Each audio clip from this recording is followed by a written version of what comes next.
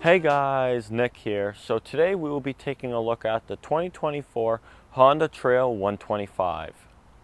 So we're going to go on a little bit of a tour around this bike, and then towards the end of the video I'll take it for a spin.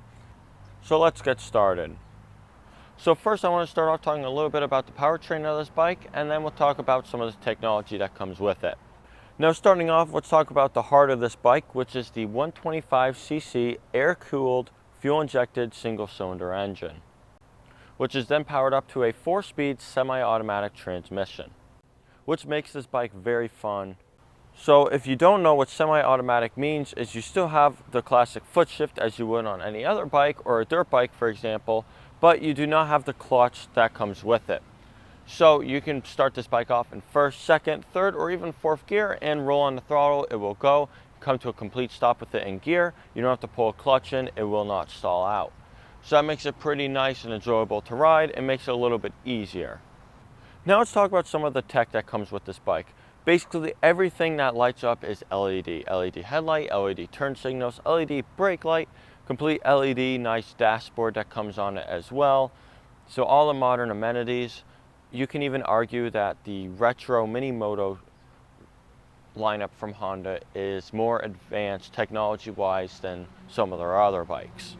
Now something else that comes with this bike that's very nice is that it does have ABS on the front brake. Not on the rear, but up front, which is the most important. So that's a nice little bonus that Honda gives you. And finally, let's talk about pricing before we get up close and talk about some of the features of this bike and what it includes. So in regards of pricing, this received a $100 price increase from last year, from 2023. So this has a MSRP of $4,099. Then you have a destination charge, which is going to bring you right out to about $4,400 for this bike. And of course, pricing will be on the screen, and I'll have that kind of added out so you kind of understand how that works. But let's move on from that, and let's move on to the back of the bike. Now, as many of you may know, the Trail 125 isn't exactly anything new. It's been around for a couple years now, but more importantly, it was known as the Trail 90 back in the 70s, where it was a very similar setup with the low cut frame, and yes, it was even offered in yellow at the time. You have a rear rack on it. Now, of course, in modern standards, they've made it bigger. You have a better, more modern, of course, powertrain to it. You have more nicer amenities with the transmission, and the rear rack is much bigger and larger than what it used to be on it, and the list kind of goes on, but that's kind of what you would expect. So what's nice about with this bike is you still have that low cut, easy to walk over and step through frame on it. You have a skid plate under the bike as well to protect the motor and the drivetrain down there from any kind of debris. You have the rear storage rack, which you can completely load up. You have these all-terrain tires on it, which they are kind of skinny, but they got a real nice tread to them, and they are large-sized wheels, so they will roll over most obstacles. And as well, you have fender flares and even kind of a bit of a mud flap under that front wheel as well. Now that was kind of a handful, but one of my favorite parts of this bike is that rear storage rack. So let's go take a closer look at that. Now with this rear rack, it's rated at about 44 pounds, but for a little bit of size in comparison, that's a full-size backpack, and it takes about half the rack. So if you want to throw some gas cans on there, it'll definitely fit a full-size gas can, maybe two, depending upon the sizing of them and the way they're laid out, or any kind of boxes, it'll definitely hold for sure. But a nice large flat area with a lot of loop areas kind of here if you want to throw bungees over, strap anything down.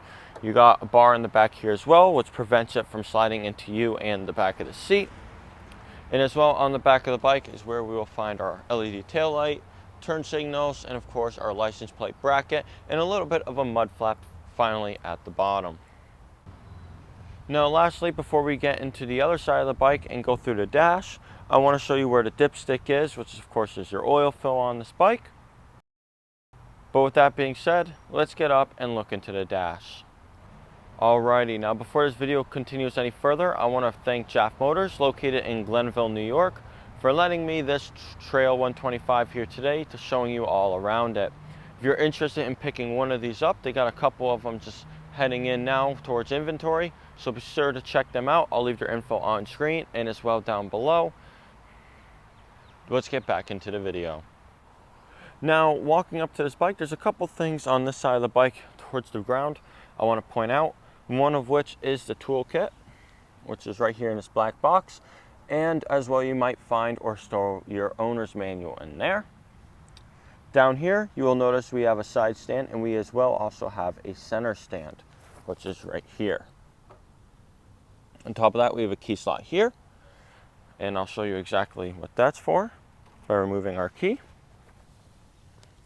Going to that slot right there, twisting it to the right, pop it up, and that is our access to our fuel fill. And a little bit of an Allen key, which is how you open your toolkit. So you need your key to be able to get to your Allen to open your toolkit or to get to your gas tank. This has I believe a 1.9 gallon fuel tank on it, so it's going to keep you out and riding easily all day. Now, a couple things I want to point out here while we're kind of at our cockpit area. The key has the classic original Honda logo on it, which you will find on all the retro / mini Moto lineup of bikes. So you do have your steering lock on this as well, where you can turn the key over and lock your steering so it doesn't move. Now with our key on, orange light in the top left is our ABS light. We have a high beam light, turn signal, check engine light, and a neutral light. Finally, we have a odometer right there, total miles on the bike.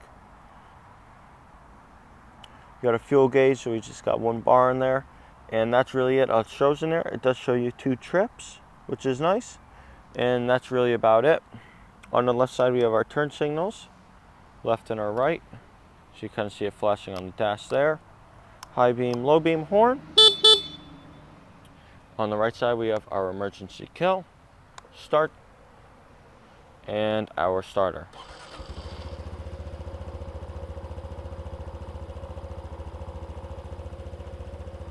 So these are pretty quiet when they are running. You can hear me pretty well.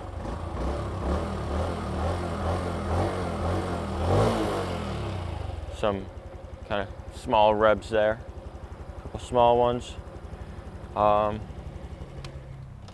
that's really it, so let's hop on and take it for a spin.